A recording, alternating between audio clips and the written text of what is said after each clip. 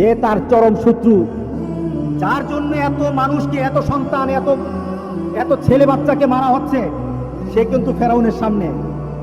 আল্লাহ বলেন, ফেরাউন, তুই যার ভয়ে এত সন্তানকে হত্যা করলি, সে কিন্তু তোর সামনে টের পাবি না। সেই তোকে মৃত্যুর কারণে, সেই তোর জন্য মৃত্যুর কারণ হবে।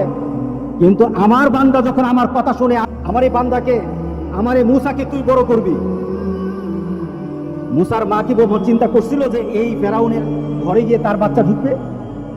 না, মূসার মা তো মনে করেছিল, মূসা আলাইহিস সালামের মা মনে করেছিল আমার বাচ্চা তো নদীতে ডুবে যাবে।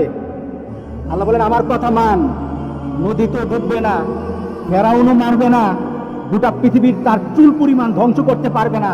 পূর্ণ হেফাজতের দায়িত্ব আমি আল্লাহ নিয়ে নেব। আল্লাহু আকবার। হেফাজতের দায়িত্ব নিলেন কিনা? শুধু নেওয়া